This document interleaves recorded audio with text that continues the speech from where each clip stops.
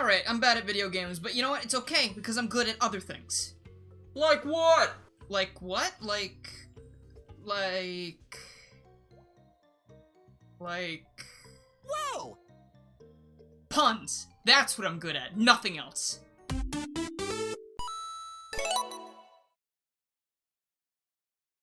Hello everybody, I'm Garrulous64, and today Crash Bandicoot is crashing our usual shindig because making videos about the same series for 3 straight years is driving me crazy. You'll still get your Sonic video on Sunday, but today is all about Crash, and honestly, if you're a Sonic fan, you should probably be a Crash fan too, considering the level design is pretty similar. Though in Crash, the hallway design is, dare I say, actually fun. It's just, unlike modern Sonic games, Crash doesn't have a hold me to win button, so I can understand if it's too hard for some people. After all, it is called the Dark Souls of platformers. Even though, you know, Crash Bandicoot came out years before Dark Souls, so I mean, wouldn't that mean that Dark Souls is the Crash Bandicoot of needlessly difficult dungeon crawling games?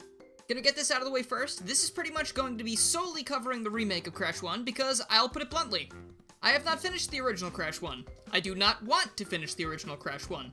If I had owned Crash 1 when I was a kid, I would have not played the other entries in the series because Crash 1 would have soured my opinion of it.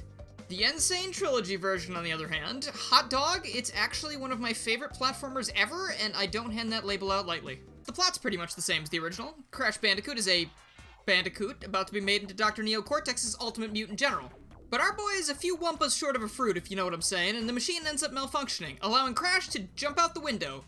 Probably should have taken the stairs, but stairs are for losers, we all know this. Crash unfortunately neglects to realize that his girlfriend Tana is still trapped in the tower, and although she puts up a good fight, she's held captive and used as bait to lure our brainless Bandicoot back into Dr. Cortex's clutches. And also, Embryo is around, and little do we know at this point that he's actually the mastermind behind the Evolvo Ray and everything else here, and Cortex kind of just stole his stuff, but it could be lies, because he also believes he wrote the Bible. Me, not Cortex. Read your Bible, I wrote it. I've said in the past that some of my favorite games are ones that you can just boot up and enjoy based on the controls alone, and going off this file name here, the Insane Trilogy really cleaned this thing up. You know, this game really makes you feel like Crash Bandicoot. But thankfully you can't literally feel what he's feeling because, ouch. Gonna have to ask everyone from PETA to look away because it's far too much for you to handle given your track record with video games. This is usually the part of the video where I talk about every level in the game and make jokes about them, but this game's a lot longer than what I've been covering lately, so I don't really have the creativity to do that, or the time. So we're just gonna go through some highlights from my playthrough, and I'm sure that'll be enough, and if it's not, I'm very sorry. I've failed you. The first level is as good a place to start as any, and like any competent video game, it teaches you how to play and pulls its punches. Unless, of course, you're playing the original version, in which case you will be feeling all kinds of punches. Directly to the kidneys, in fact. Good job getting all those boxes, idiot! Too bad you died because they were placed in a horribly unfair spot! Remember that feeling, because you will be feeling it again.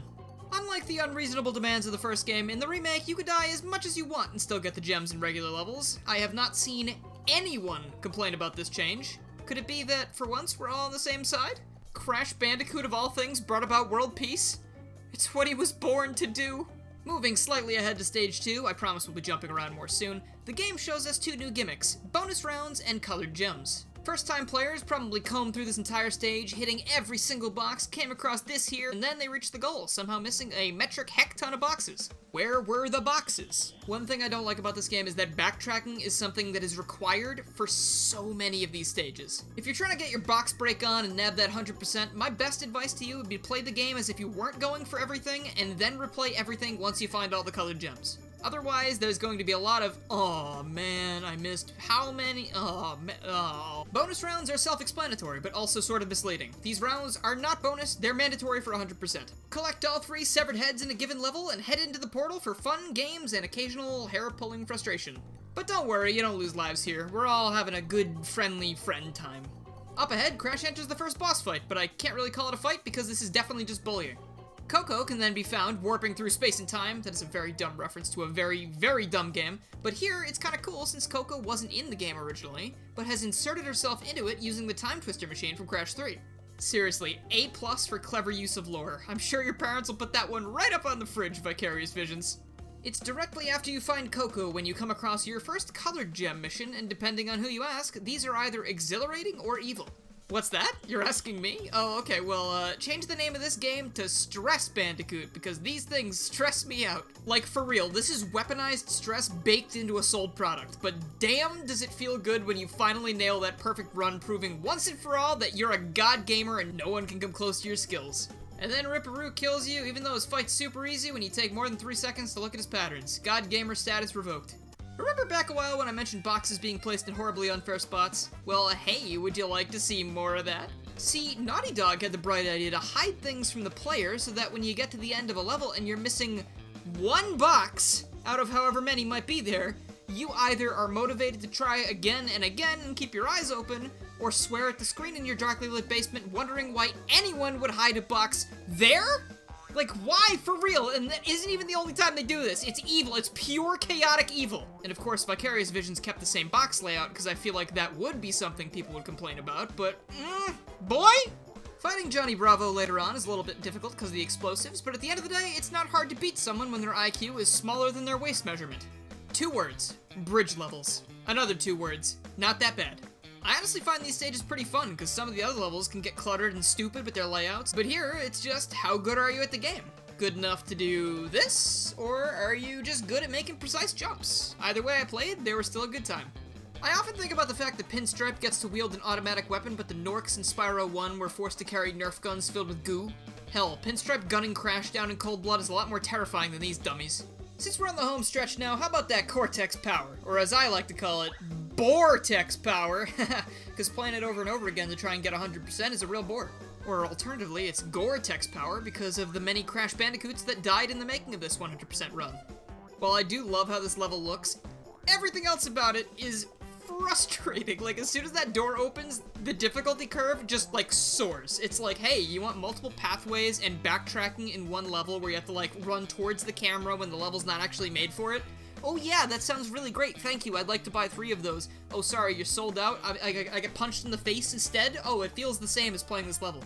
Like, that gimmick might work well for the chase levels, but you gotta remember, those were specifically designed with that in mind, and this level just does not feel that same way.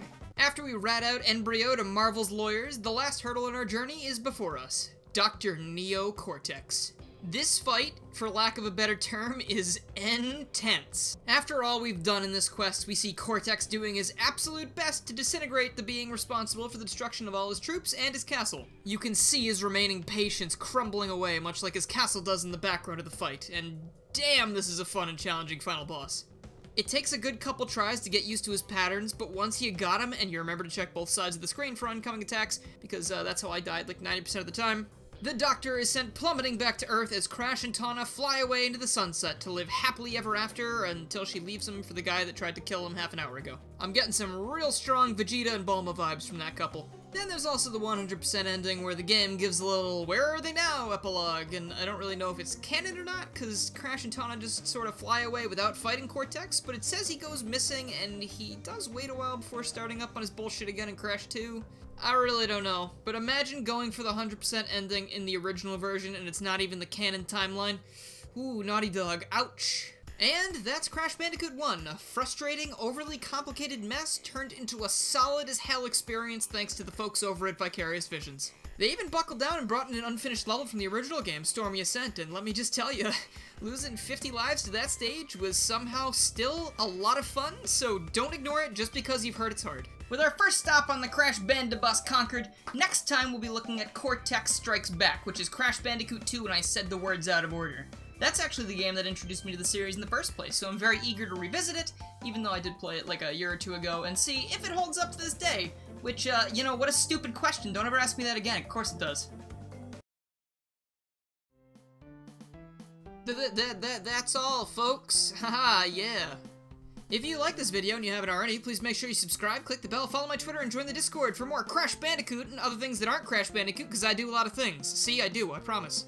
I'd also like to give a huge shout out to my supporters, who are Danny Dauber, Mike TGC, Common CJ, Crazy Sean DX, Raiden Still Plays, Chaosk, Ty Little Tech Guy, Jaded Indolent, J Remy, Lucas Tallman, Mega Trafficone, Crystal, and on Patreon we have John the Real Wawa Luigi, along with everyone who's supporting me in the $1 tiers. Thank you guys so much for your support, it really means a lot, and if you have any interest in becoming a supporter yourself, go check out the link up there in the card or in the description to check out my either YouTube support thing or Patreon.